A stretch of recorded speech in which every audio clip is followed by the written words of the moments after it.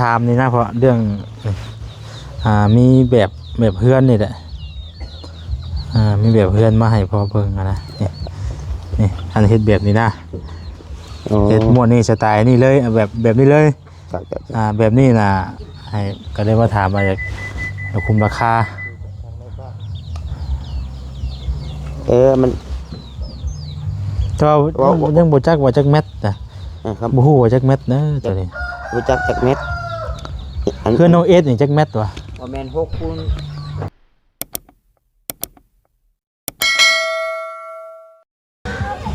สบายดีเอ้า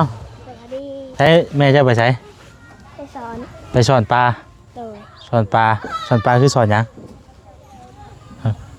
ไปสอนจักอะไรอย่างก็เอาวัดอยู่ที่หามมันเป็นยังที่มันจะเดี๋ยวว่าจะเข้าไปเพื่อนในบ้านกันแป๊บนึงคันแบบมันจะมากกะนั่นเด้อบอกเพื่อนยังเลยเถอะปะปะตาไปเลยเนาะสบายดีสบายดีเด้อพี่น้องเด้อไปได้เห็นเนาะคือว่าขี่รถไปป่ะขี่รถไปก็ได้ปะย่างไปว่าขี่รถไปก็ได้ใครเติบได้เดี๋ยวบ่ขี่รถไปไปเลยไปกันในบ้านก่อนไปคุยเรื่องนี่แหละเรื่องเพื่อนหนึ่งซ่านเพื่อนแหละฉันว่าจะไปหาอยู่กินไปได้ไหมเป็นยังเนาะไปถามไทยเป็นเบิ้งจังใดจะไปนอกพี่บ่ด้วยเลยเนาะ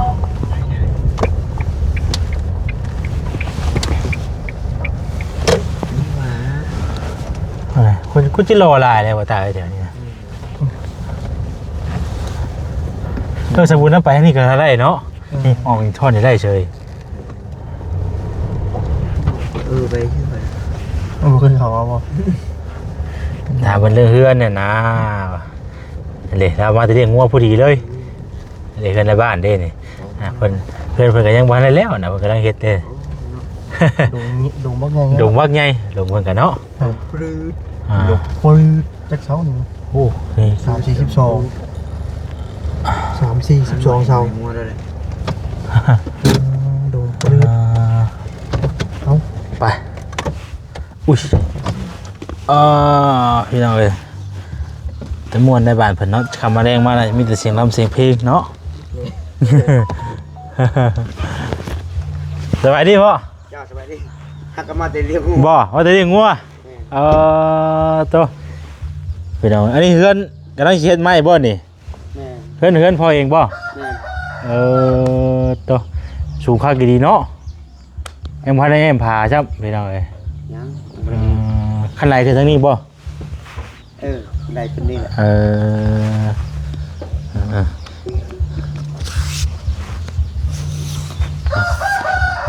ใช้ได้อยู่นี่ก็ได้แต่บ่ยืนอยู่นี่ก็ได้นี่สบายดีทั้งหมดเด้อสบายดีก็ปุ๊บปีนี้แหละกำลังปุ๊บปีนี้บ่หลังขนาดเนาะตุ้มนั้นแทนมันตุ้มขุมบ้างตุ้มล่างตุ้มขุมมัน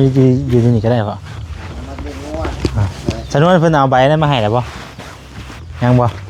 ยังอยู่เนาะยังอยู่พอดีชิมาถามนี่นะเพราะเรื่องมีแบบเพื่อนนี่แหละมีแบบเพื่อนมาให้พอเบิ่งนะนี่อันเฮ็ดแบบนี้นะเฮ็ดม้วนนี่สไตล์นี่เลยแบบนี้เลยแบบนี้น่ะให้ก็ได้มาถามมาอยากคุมราคามันก็ยังบ่จักว่าจักเม็ดนะครับบ่ฮู้ว่าจักเม็ดนะตัวนี้บ่จักจักเม็ดคือน้องเอสนี่จักเม็ดวะบ่แม่น6คูณเบิ่ง6คูณ5บ่ประมาณคือน่ะมี6นี่บ่ตาเคยถามอยู่เพราะมันมีรถลื่นได้กว้างนี่เขาว่า5เมตรรวมยาวนี่มันต้อง5เมตรปลายน่าสิ6มันต้องมีอะไร1เดือนกันเนาะแม่นน่าสิ6คูณ7คันบ่ลื่นกันมันเป็นวงมนมันบ่งามประมาณ6คูณ5นี่บ่มันต้อง6เลยมันที่เฮาสังเกตเบิ่งตัวยาวมันนี่ตัวนี้น่ะอาจจะ อาจจะหาเนาะ แม่น แต่ตัวนี้นะอาจจะ7ที่จักเนาะ บ่มันเกินโพด 6เนาะ แม่น แม่นสิประมาณนี้นะ ประมาณนี้ 7ยาวบ่เนาะ ยาวโพด ได้เจ็ดชาวเพื่อนคนผูก เออ ยาว มันต้อง5คูณ7ได้5คูณ6 แม่นมันต้องลื่นกันความกว้างนี่ก็5ความยาวนี่ก็6 เอาจังซี่ บ่อันนี้อาจจะ5นี่นะ5คูณ6 แต่ว่า นั่น แบ น่ะ บง่ายนั่นแบบเอาไว้ซี่แต่ว่าความยาวนี่อันให้ทั้งบ่แสน อ๋ออีอะไรก็เฮาสิเอาจักแมตร ทั้งบ่แสน บ่ปกติให้จอนก็ปีเสียเจียนนะ แต่ ปี ว่า ออกเสียเจียแล้วครับ อ๋อ รูปทรงแบบเอาแบบ พอมีบ่ พอมี Facebook บ่ นี่ ถ้าก็มี Facebook ก็ Facebook ก็ได้ มันจังว่าส่งรูปให้กันโลดที่นะ รูปแบบบ้าน แบบบ้านน่ะ สมมุติว่าความกว้างเนาะเอาตรงนี้ความยาวเอาตรงนี้แต่ว่ารูปแบบลักษณะท่าทาง อันนี้ ตรงนี้อีกนะ เด้มันก็สิประมาณนี้เนี่ยเฮือนคือเฮือนของเพิ่นนี่เนาะเฮือนของเพิ่นนี่มัน ของเจ้าจักแม่นคุณ แต่ว่าของเรา10 ไปเนี่ย 12ต้นนี่อันนี้เฮาเอาเป็น9ต้นเด้มันก็สิ เรื่องนี้เรื่องนี้หันแล้วก็ ไป 8 เมตร มันก็คือว่าแล้วเนาะมันแต่ นี่จังไง คอใหญ่เด้อ โอ้โหปลาโคใหญ่ว่าซั่น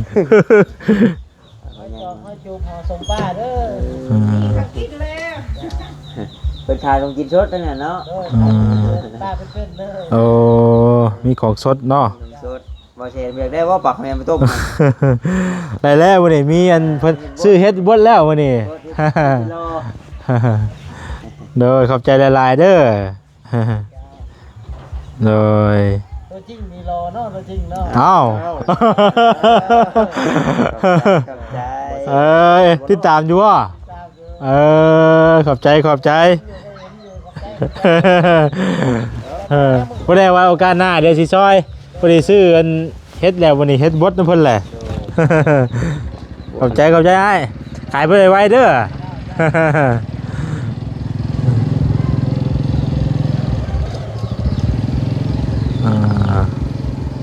ใส่ได้ ยังคนหา Facebook เนาะ เขาได้บ่พอ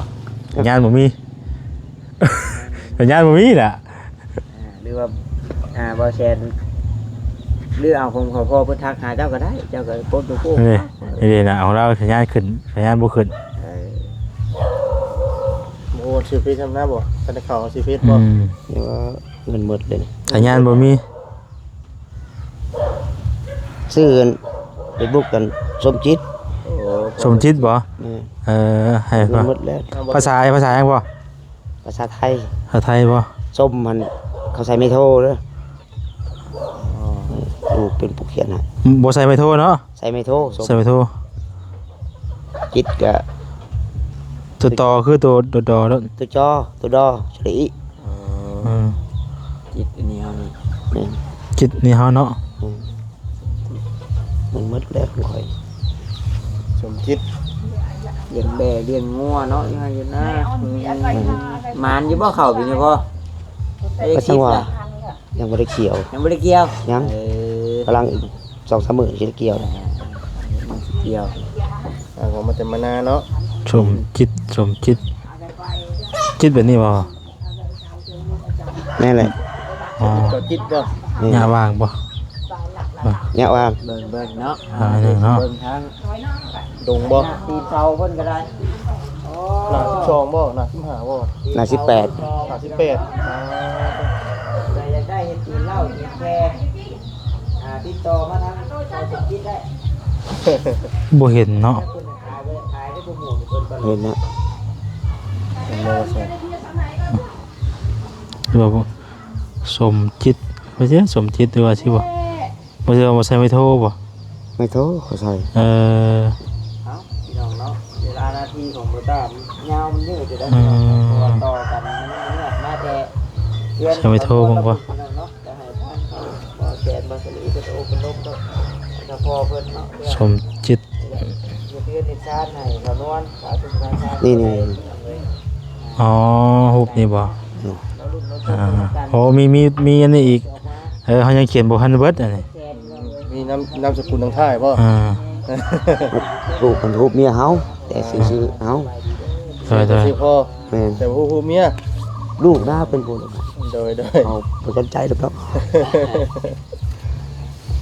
พี่น้องเนาะ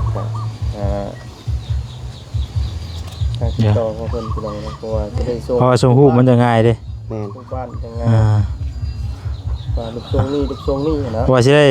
ให้ทางพอเพิ่นเรื่องราคานะเฮาก็สิได้ฮู้ร่วมเรื่องราคาว่าเท่าไหร่แบบจน เพราะเรื่องราคาเนี่ยเฮาเว้าในนี้ไม่เจ้าซื้อมาแล้วบ่เลยว่าจะให้มอบให้เฮาเลยใหม่ให้สดให้เฮา มีแต่เพราะว่าเรื่องค่าสร้างอะไรมันก็เป็นตอนไปเนาะแบบว่าคือแม่นค่าสร้างให้พ่อว่าค่าสร้างแต่ว่าเรื่องตัวเรื่องไม้เรื่องตอกน่ะมันต่างหากได้ตัวนั้นเนาะแหละ ก็เรียกว่ามอบให้ซอยให้เลยนะ บ่เอาคำว่าซอยเรื่องมันก็ได้ว่าไว้ตัวนั้นน่ะ นั่นแหละจัง แต่ว่าคันเฮาสิบวกรวมกันเลยกับมันสิซับซ้อนน่ะนะครับว่าคือเรื่องเครื่องนี่มันเป็นตอนต่างหากคือสิว่าเรื่องไม้ส่วนนี้ก็มันก็เว้ากันต่างหากตัวนั้นนะ อันนั้นจะว่าถามเบิ่งกันนะแล้วอยากรู้จักว่าจักเม็ดคูณจักเม็ดนะเฮ็ดนะต้องละเอียดได้จัง นี่เลยหาคูณ6นี่แหละเนาะ คันว่า5คูณ6แล้วเขาแตกตั้งกัน5คูณ6เลยนะ สมมติว่าคือว่าบอลเบิร์ดเนี่ยเพื่อนนี่5คูณ6แล้วก็เอาทรงนี้เนาะ แม่น แล้วก็ถ้าพร้อมแต่ขึ้นอยู่ แม่น ค่ามือนี่เจ้าสิเอาเท่าไหร่ก็สิโดดนี่แล้วหลังเรื่องอุปกรณ์ตัวนั้นขาด จนเท่าแล้วขึ้นอยู่แบบคือเป็นรูปคือนี่แหละจนเท่าขึ้นเป็นรูปคือนี่แหละ มีแต่ว่าโอ้ แต่ว่าเขาว่าแล้วก็พายส่งขึ้นแล้วนะเนาะ แม่นแบบนั้นเลย เอาแต่ค่าสร้างซื่อ แม่น ไปต่อกัน นี่ว่าเขาสร้าง ส่วนอุปกรณ์ตัวนั้นขาดเรืออะไรเป็นพอบอก นั่นแหละ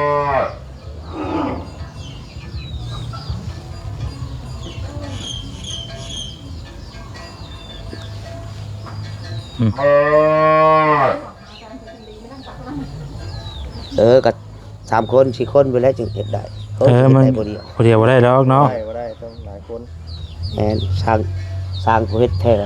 อยู่ลุมนี่แหละร้านเฮาเองนี่แหละเราเฮ็ดแบบใดก็เฮ็ดได้หมดอันนี้ก็เฮ็ดเองเลยนี่ เองเล่นบ่นี่ แม่นร้านนี่แหละอันนี้ได้กับผู้เฮ็ดให้ ยังมีแต่ว่าพอจะมากนิดแต่ก็มันก็ควรมันจะเข้าไปเองเพราะว่าตัวนี้บ่มีเด้ ก็วิญญาณนะ แม่นจะบ่มีเน็ต เม็ดมืดเลยมีแต่จะส่งมาแล้วเขาจะน่าจะเติมเงินแล้วมันก็เข้าแล้ววะ แม่น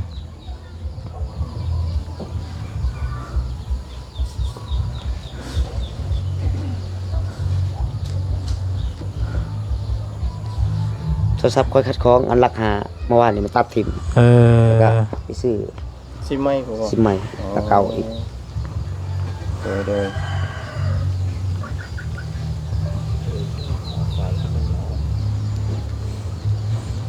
เดี๋ยวสิ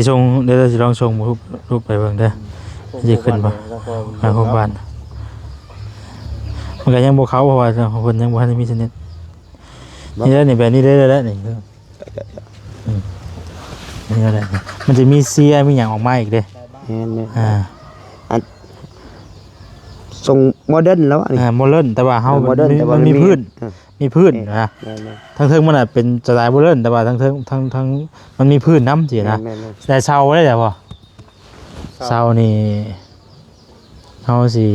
เซานี่แถวนี้แบบว่าสร้างน้ำพอก็ได้บ่ได้ว่าใด แต่ก็ได้ ๆถ้าว่าสร้างกันนะ ได้ เอา เสามันต้องชันไปยาวได้บ่เนินเพราะมันลงไปแบบนี้ บ่ซ้ำกันบ่ซ้ำกันคือเฮาต่อร่างเอา เขาต่อดังเอา แม่นเฮ็ดร่างเอามันจังคือเสาเนี่ยให้มันชื่อว่าเฮาเอา4เมตรกับเอา4เมตรมันกันเลยสินะ ต่อดังเอา บางครอบครัวเขาไม่ได้ต่อได้ มีแต่โทษเอาโทษเสาเอา เขาถอกเพิ่มมันนะ แต่ว่านี่เฮาอยากเอาดังเอายุกร่างขึ้นสินะ ได้ เอาเสาซ้ำกันแต่ยุกร่างขึ้น แต่ว่านี่แต่ว่าพื้นตารางมันนี่ก็แต่ว่าเฮาอยากให้มันสูงไงพี่น้องเนาะมันจังแบบว่าอยู่สบายสินะบ่ 2 เมตร แม่นครับว่าเมตร เฮานี่ก็ยังเมตรปลาย ให้มันไล่ 2 เมตร 2 เมตร นี่จำนี่บ่ฮอด2 เมตรผมพอ บ่ฮอดให้มันไล่บ่ไล่กับพื้นมันให้มันไล่2เมตรเนาะ ได้2เมตรนี่จะโอเคเลยบัดนี้ทั้งเทิงมันได้จ้ะบ่สมมุติว่าเฮาทั้งลุม2เมตรนี่ทั้งเทิงมันนี่มันต้องเดือมันก็เดือ2เมตรกันคือว่าเฮาเอา4เมตร มันทั้งมันต้องสูงกว่า เสื้อผ้า บ่ว่าเป็นหยังเพราะว่าเฮาสิใช้เขียงอยู่เด้ เสื้อดั้ง สุดท้ายก็ต้องเอาจักประมาณจักอันเม็ดเม็ด โอ้ 50 เสานี่เป็นเสาไม้เนาะ เสานี่เสาไม้ แม่น แต่ว่าเฮามันจะมีเขียงน้ำตัวนี้ มีตีนเสาน้ำสินะ ก็แม่น นี่ คือเพื่อนเฮาตะกี้อะไรเฮ็ด แม่ เสาเขามางทิ่ม เดี๋ยวจะมีตีนเสาน้ เป็นนั่นแหละพ่อย ำแต่เฮาสิใช้ตีนเสาน้ำเพราะว่า ทิ่มแล้วครับ สมมติว่าเฮาสิเอาเครื่องกันเลยมันบัดบ่ได้เพราะว่ามันสิ แม่น มันสิบ่ซ้ำกันแต่ถ้าเฮาต้องทดลงมาแล้วก็เอาอาศัยว่าเอาตัวนี้ต่อขึ้นมันสูงอ่ะนะ มันเป็นเรือน2ชั้น เฮือนนี่ไอ้ว่านี่เพิ่นต่อคือกันนี่เพิ่นก็ต่อคือกันนี่ บ่ว่าตัว บัดนี้น่ะเฮาจะเทเลยเขาจะเอาสูงเอาต่ำก็เฮาก็สร้า เสาง นี่มันจักเม็ดนี่ระดับ6เม็ดพุ่นได้ บ่ฮอด หรือว่าเอาต่อเอาบ่เสานี่ สี่ เสา เสาเนี่ยมันก็มีแต่4เมตรเว้ยส่วนหลายมีแต่4เมตรเฮาสร้างวัดเป็นหลักนี่คือ4เมตรก่อนแล้วเฮามาวัดเทงเอาทั้งเทิงให้มันทั้งเทิงมันไล่ส่วนเทิงมันไล่แหละให้ส่วนเทิงมันไล่แหละวันนี้ทั้งดุมมันนี่มันเดือเท่าไหร่ก็เพราะว่าเฮายังสิได้สร้างเสามาต่ออีกเด้มันมีเขียงอีกเด้สมมุติเฮาอยากได้สูงเฮาก็สร้างเขียงสูงอีกสินะนั่นมันก็ให้เขาก็สมมุติว่าจังเดือนเมตร50เนาะสมมุติว่าเมตร50นี่ทั้งพื้นอันตัวเสามันนี่เมตร50นี่เฮาก็สร้างเขียงมานี่จะมาจาก50ซะนี่เนาะมันก็ได้2เมตรสินะมันก็ได้สูงขึ้นอีกกันบ่ล่ะตะกี้เฮ็ดคือเพื่อนแม่เฮาเห็นฮะ อันนี้มันไปนั่นแหละ เพื่อนเฮาตะกี้ก็แบบนั้นแหละที่มาพวกมัน นั่นแหละแบบนั้นแหละแต่ตัวนี้มันเป็นรุ่นโมเดิร์น ทรงโมเดิร์นแต่ว่าทรงตะกี้มันจะเป็นทรงแบบสิ แม่น ทรงแบบคือเฮาเฮ็ด แม่นแหละ ผ่านมาเด้ แม่นแหละ ประมาณนั้น เสานี่ต้องเอาหน้าใหญ่โดดตีนเสา มันจังครึ่งไว้เนาะ อันนี้เราจะเอาอันนี้กันน้ำเฮ็ดย่อยๆพวก รู้จักเสาหน้าเท่าไหร่ก็เสา เสาหน้าเอาหน้า15ได้พ่อย แม่น อันนี้หน้าเท่าไหร่หน้า20บ่นี่ หน้า18 ซ้ำเสาหน้า18นั่นถ้าว่าเสาหน้า15นั่น 15 เสาหน้า18เนาะพ่อเนาะตีนมัน เสาหน้าเอาหน้า15ก็ได้พ่อย นั่นแหละ เสามีแต่พอหาไว้เลยก็ได้เสานะ เจ้า เอา9เสาเด้อ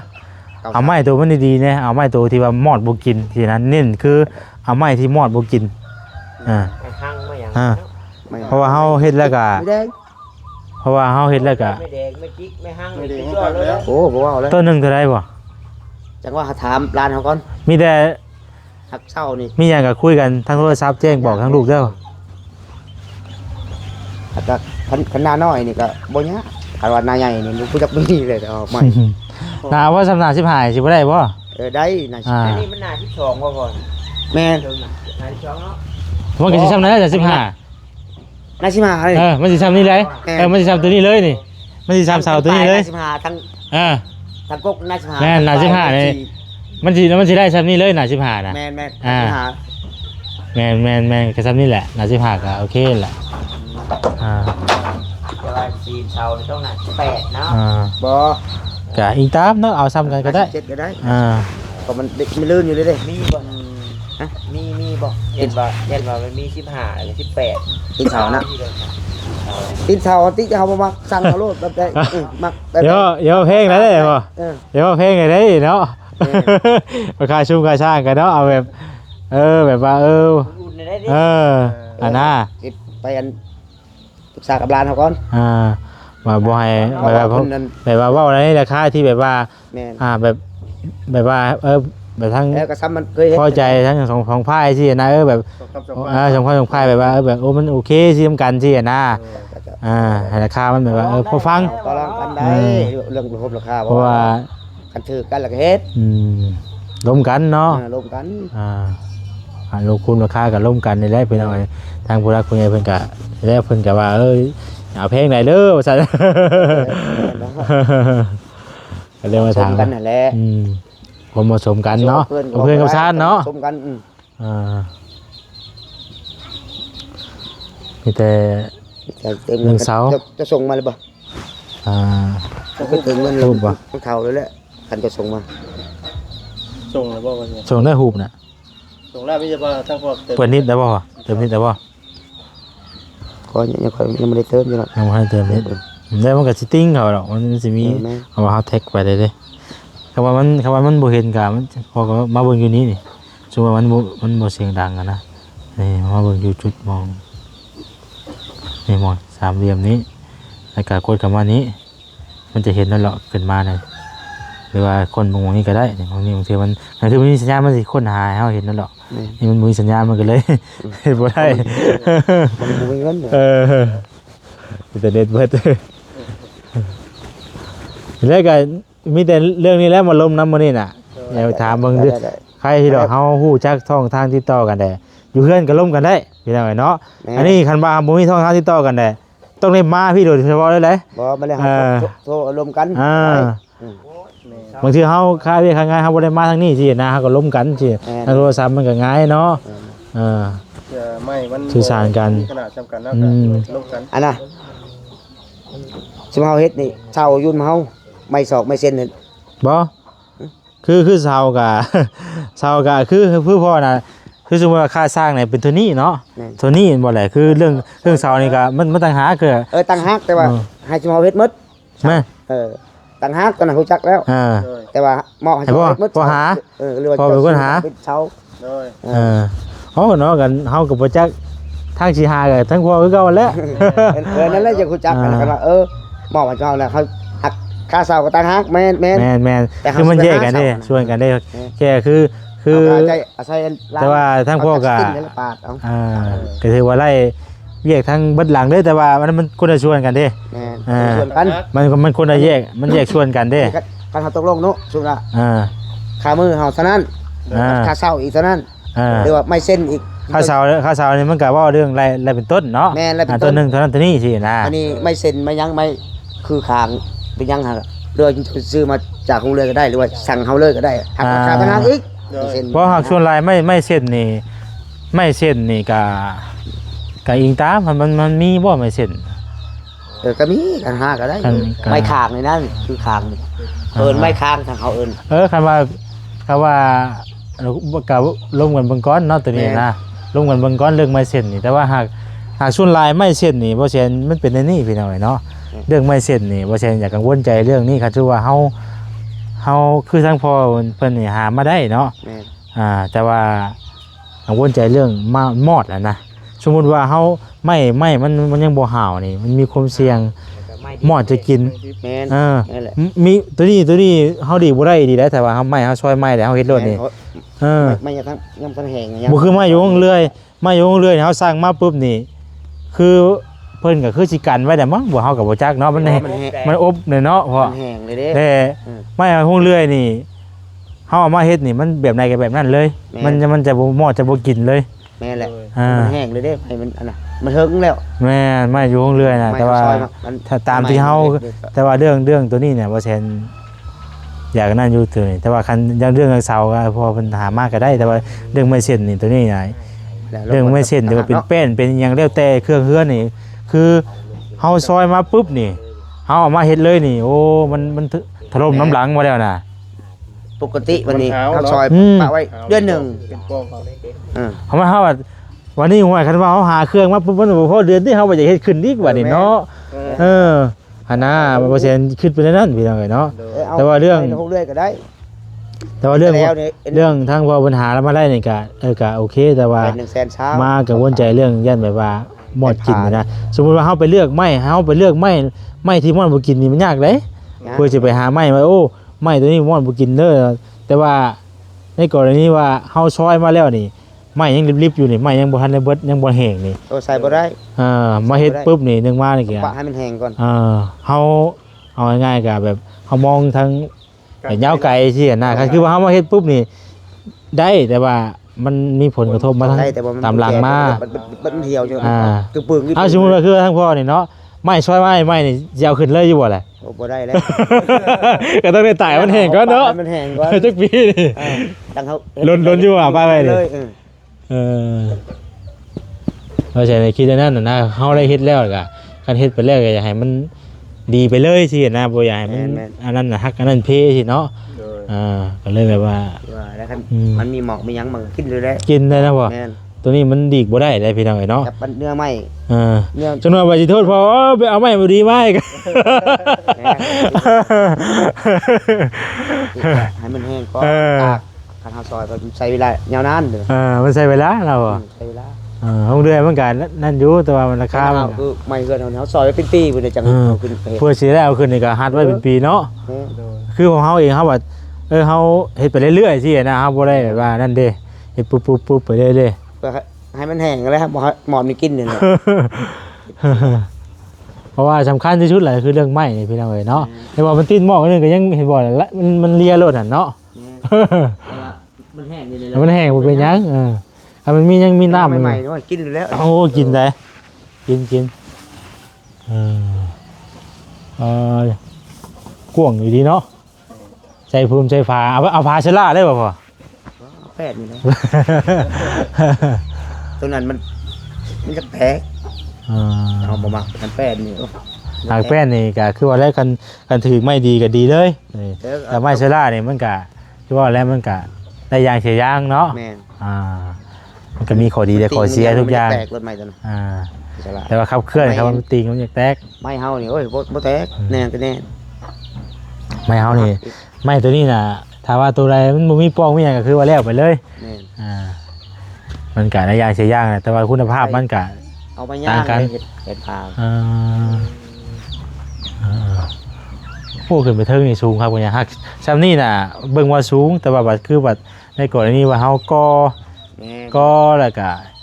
เฮ็ดเทพอกเทพื้นติดกระลุมกระโลติดฝลบไฟรางนี่กลายเป็นอัน ตามไปเลย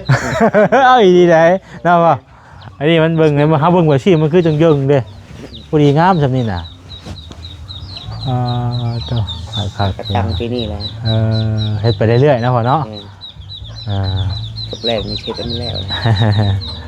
มีเพิ่นอยู่ของเพิ่น อันนี้บ่เฮือนนี่บ่จะอยู่ตะกี้น่ะตัวใดตัวพุ่นบ่ อันนี้ปุ๊บนี่แหละแล้วเขามางออกตัวอะไรเฮือนต่อเสาไว้นั่นแหละ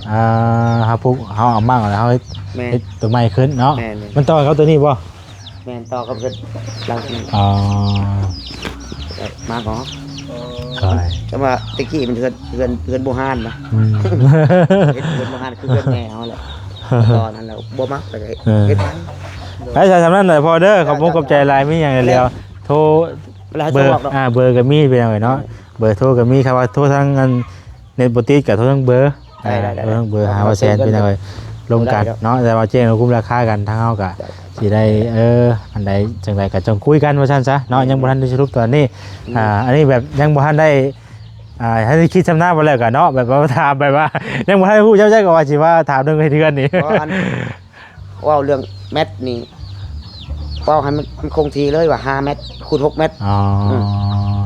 มีแต่เดียว จะกูจักตัวนี้ ถ้าพังครับตอนแรงเด้อเดี๋ยวว่าแซนสิถามกับผู้ใหญ่เพิ่นก่อนว่าเพิ่นสิเฮ็ดให้จักเม็ดกันแท้ถ้าเพิ่นบอกว่าเอา5เม็ด ตั้งเชาแล้วก็5เม็ดโอ้5เม็ด50เด้อเพิ่นคลิปอันเนี้ยนะครับกันว่า5เม็ด5เม็ดเลยแหละมันบ่ผิดพลาดกันเลยก็ว่า เอาอะไรก็ให้มันอยู่ในขอบเขตที่เฮาตกลงกัน แน่น ตกลงกันเป็นอะไรก็คือเอาแบบนั้นเนาะ แน่เลยผิดพลาดคันผิดพลาด สมมุติว่าถ้ามีการเปลี่ยนแปลงในการมีการเปลี่ยนแปลงในข้อตกลงมันก็ต้องมีเพิ่มขึ้นอีก เพิ่มก็คือว่าปัญหาตังแล้วมันยาก จะมั่งขยายออกก็ยาก เอาให้ขึ้นเลยคือห้องที่เอาขึ้นอีกแล้ววันที่เป็นยังเดี๋ยวยังร่วมกันเดี๋ยวลูกจีโทรมาบอกหรอกว่าจังแมทจังแมทเด้อ ได้ตัวนี้เราจะรู้จักแท้ คือตัว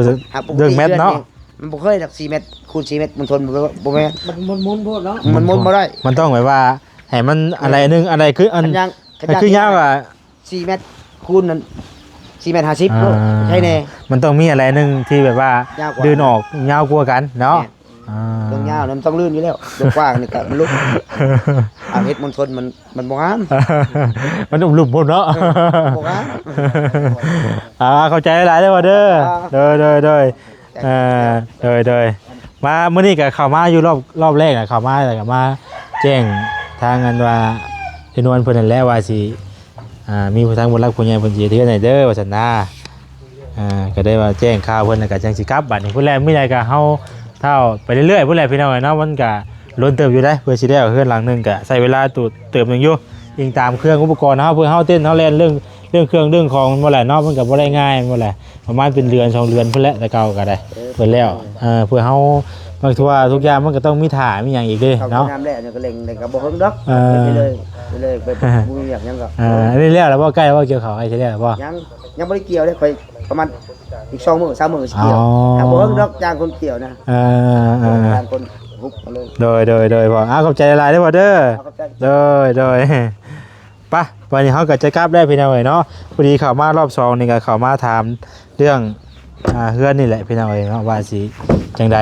สานวนมาแล้วบ่ลูกชายมาเดี๋ยวไปขึ้นสานวนก่อน มาอยู่บ่ เอ้ยกลับก่อนเด้อให้น่ะให้ใส่ส่ง ปิดก่อน ไม่ใช่เสื้อ เอาลูกเสือครับ แล้วอาบน้ำบ่ผมมีหยังหรอกผมมีหยังว่าสิกลับแล้วนะคาดูกำเต้าอยู่พี่น้องเอ้ยเนาะบ่เป็นหยัง เอาเนาะ กลับก่อนเด้อเด้อ ครับบ่ได้เด้อก ลับก่อนเราได้ยินบ่ล่ะ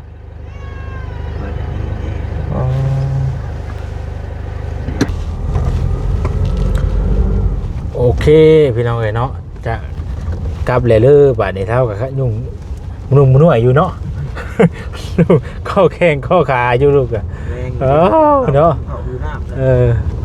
ว่าสิบอกแล้วว่าข่อยมาถามเรื่องเนเธอร์เนชาไหนสินะ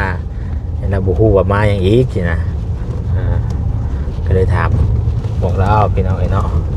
และถ้าจังว่ากันบัดนี้พี่น้องเอ้ยเนาะมีแต่ถ้าเราติดตามในคลิปนั่นแหละเนาะทางเขาก็มีอย่างจะแจ้งเพิ่มเติมอีกแต่ว่าเรื่องเราคุมราคาก็ยังบ่ทันได้ฮู้หรอกเนาะว่าจะราคาเท่าใดเนาะจังใดสินะก็แต่ว่าเฮาเอาช่องทางติดต่อกันไว้แล้วมีหยังก็เอาร่วมกันสินะเพราะว่าไปถามตัวนี้ปุ๊บใช่แล้วบอกปุ๊บปั๊บก็บ่ได้ดอกพี่น้องเอ้ยเนาะเราก็คือสิกันเพิ่นก็ต้องได้คิดก่อนว่าซั่นๆเนาะ เพิ่นปรึกษากันหลายคนอยู่คนไหนพี่น้องเอ้ยแต่ว่าเพิ่นอยากฮู้จักนิดนึงก็คืออหยังก็ ผมพวก ผมพวกผมหอมของ กวงกุมฮ้อนสูงต่ำ แม่นมันจะแก้ไขยากเด้นี่นะสมมุติว่า บ่ละเอียดว่าซั่นซะ ว่ากันนี่จำนี่แล้วประเทศแล้วนี่แล้วบ่ได้ ได้ เด้ การเปลี่ยนแปลงนะ อย่าลืมทานไปเด้อ อยากไปแบบนี้ เฮ้ยครับเฮ็ดแล่สิไววะเนาะโอ้เบรกบ่ทันสิดอก ขึ้นนั้นจบคลิปแต่เนาะว่าจะได้กันจะได้ไปเลยนะว่า มีแต่ว่าสิจบคลิปไปเลยพี่น้องเอ้ยเนาะไปก่อนบาดนี้เนาะสบายดีเด้อพี่น้องเด้อ สบายดี โอ้ยสบายดี